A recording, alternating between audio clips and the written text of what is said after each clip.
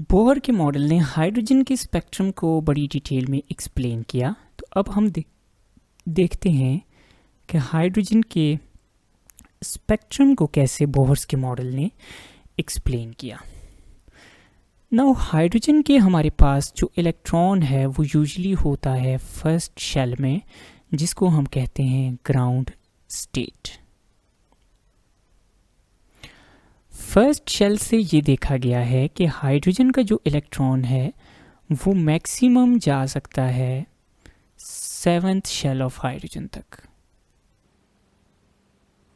It can go to a maximum of seventh shell.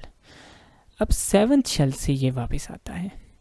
तो hydrogen की जितना भी स्पेक्ट्रम है वो हमारे पास सेवंथ और फर्स्ट शेल के दरमियान जितने शेल्स हैं उनमें इन्वॉल्व है। नाउ हमारे पास कुछ फोटॉन्स ऐसे हैं जो रिलीज होते हैं जब इलेक्ट्रॉन फॉल करता है ऊपर वाले किसी भी शेल से नीचे गिरकर पहले शेल में, फिफ्थ से पहले में, फोर्थ से पहले में, थर्ड से पहले में और सेकंड से पहले में। तो एक लाइंस की सीरीज हमारे पास बनती है उन फोटॉन से जो फोटॉन्स हमारे पास आकर गिरते हैं इनटू फर्स्ट शेल। जो फोटॉन्स फर्स्ट शेल में आकर गिर रहे हैं उन सब से जो सीरीज बनती है, इस सीरीज को हम कहते हैं लेमन सीरीज। ना कुछ ट्रांजिशंस ऐसी हैं जो सेकंड शेल में आकर गिरती हैं। सेकंड से थर्ड में गिरता है इलेक्ट्रॉन, फोर्थ से सेकंड में गिरता है, फिफ्थ से सेकंड में गिरता है, सिक्स से सेकंड में गिरता है और सेवन से सेकंड में। इस सीरीज को कहते हैं बाल्मर सीरीज। फिर वो सीरीज है जो थर्ड में गिरने वाले इलेक्ट्रॉन्स की है, fourth to third, fifth to third, six to third and seven to third. इस सीरीज को हम कहते हैं पास्चन सीरीज। फिर फोर्थ में fifth to fourth, six to fourth, seven to fourth bracket. फिर फिफ्थ में गिरने वाले फंड और फिर सेवन टू सिक्स हमफ्राइज।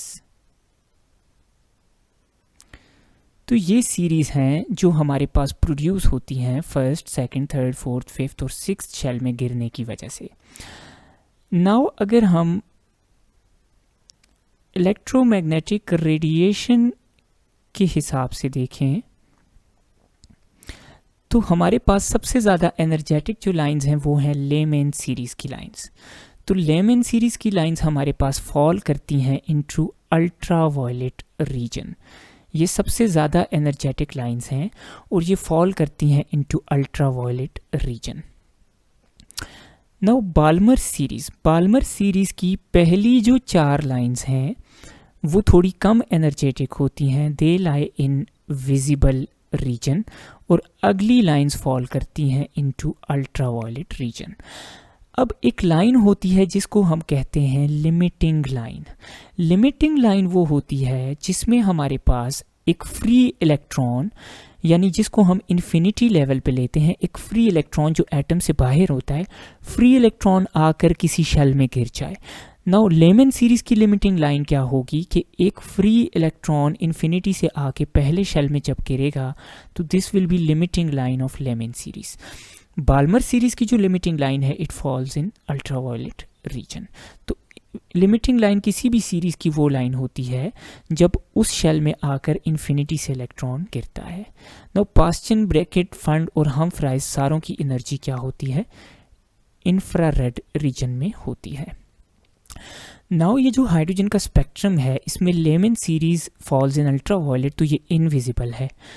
बाकी ये सारी भी इंफ्रारेड में फॉल करती हैं, ये भी इनविजिबल हैं। बाल्मर की जो चार लाइंस हैं they fall in visible region, और हाइड्रोजन का जो स्पेक्ट्रम हमें नज़र आता है that is due to these four lines of Balmer.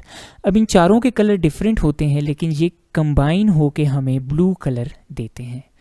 तो this is hydrogen spectrum as explained by Bohr's model, यानी कि हमारे पास एक इलेक्ट्रॉन जब एक शेल से दूसरी शेल में गिरता है तो वो क्या करता है, एनर्जी रिलीज करता है।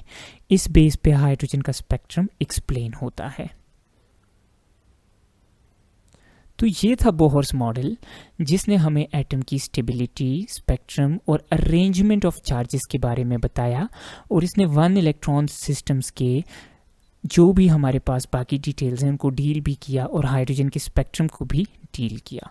तो अपने ज़माने में बोहर का मॉडल बहुत ही ज़्यादा सक्सेसफुल रहा। नाउ नेक्स्ट लेक्चर में हम देखेंगे कि ये फेल कैसे हुआ, क्यों हुआ और क्या चीज़ें इन्वॉल्व थी। Thank you.